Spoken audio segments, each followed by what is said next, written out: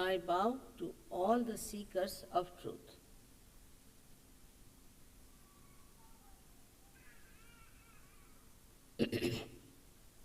At the very outset, I have to tell you that truth is what it is. You cannot change it. You cannot describe it. You have to experience it, and you cannot pay for it.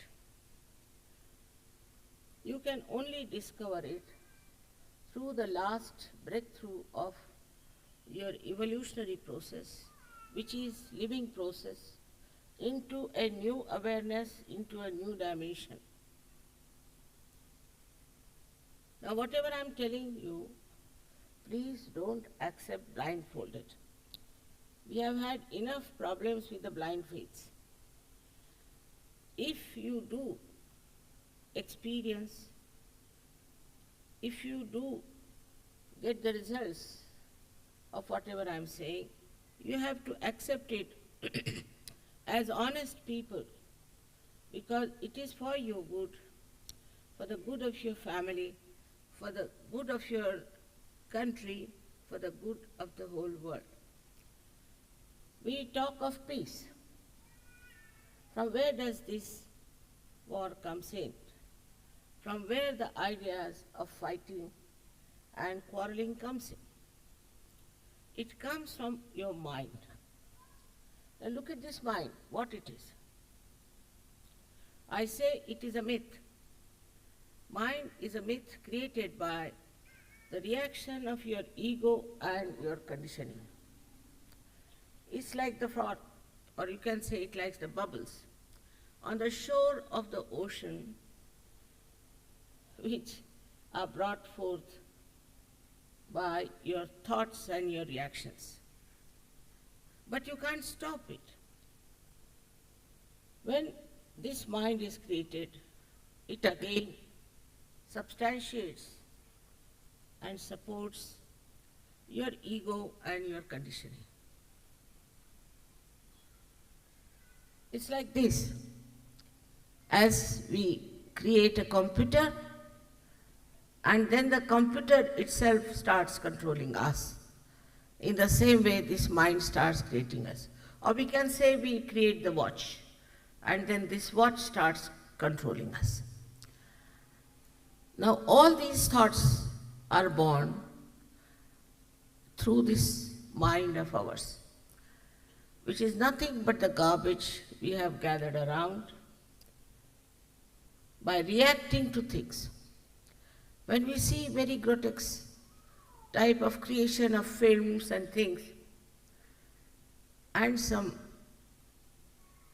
also many so-called art, we are surprised from it, from what brain it comes. There must be some rotten brains that are bringing it. But brain is reality, not the mind. They come out of the mind. So one has to understand that to get peace, we have to go beyond this mind. This mind is the one which reacts and creates problem for us, makes us believe into things, and we are conditioned. We are not free people. Free people to understand what is reality.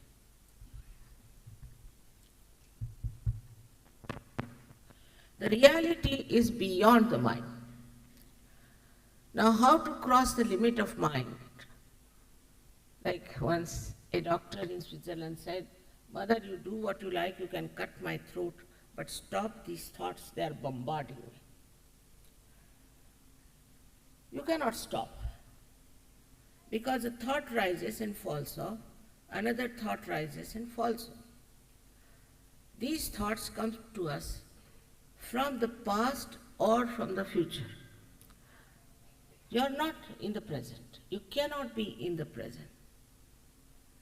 But when this power that is described to you already, known as the Kundalini, rises, then she takes your attention beyond the thought, beyond the mind, and that is the place where resides the present, the reality. Now this special thing as called as Kundalini is not to be discarded because coming from India. It has been described in every scripture. Even in the Bible it's described that I'll appear before you like tongues of flames. These are the tongues of flames you see along the path of the Kundalini. Also Muhammad Sahib has said very clearly in his Quran that if you want to know God, you must know yourself. Christ has said, know thyself. All of them have said the same thing. If you see Zen system or Lao Tse, Confucius, any one of them, they all said that unless and until you know yourself, you are not there. You have no identity. But knowing yourself is very important because you are the treasure of knowledge. You are the treasure of wisdom and divine discretion. It's all within you, which you should know without any efforts. Effortless, Sahaj. Saha means with, Ja means born. Born with you is the right to get your self-realization. It's your birthright to have it, and in these modern times, it has been made very, very easy somehow to get this realization.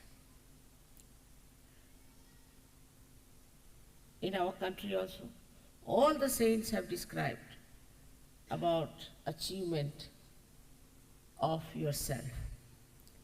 Sahaja word is used by so many saints, especially by Guru Nanaka, who says Sahaja Samadhi Labh.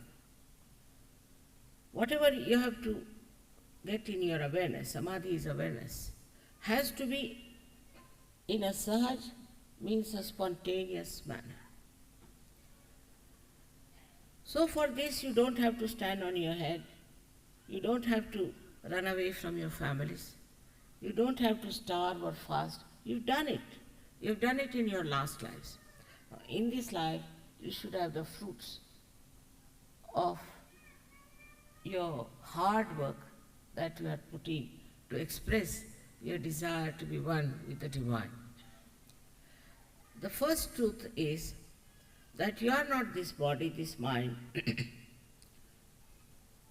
these conditionings, this ego, these emotions, but you are the pure spirit. The second truth is very much evident, but we are not bothered to know it.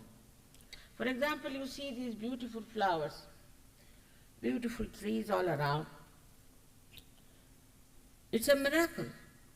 See, every tree is different, every seed is different, and all flowers are different, their fragrance is different.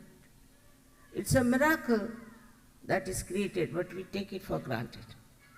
If you ask a doctor, who runs your heart? He'll say it's autonomous nervous system. But who is this auto? Who is the one who does it? They don't know. At the most they can say it is autonomous nervous system. Beyond these systems, we have the system here of these three channels. And these three channels, left and right channel, look after your right and left sympathetic nervous system, which are responsible on the right side for your physical and mental activity, on the left-hand side for your emotional activity.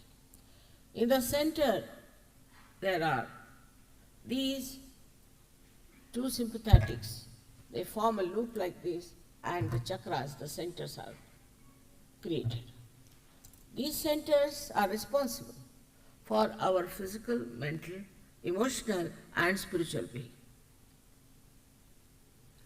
But when we start exhausting whatever limited energy it has, then we start developing either physical, mental, emotional, or spiritual problems.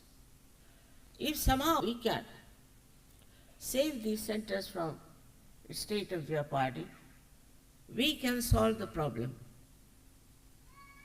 of physical problem, of say, mental problems, and also emotional, spiritual problems.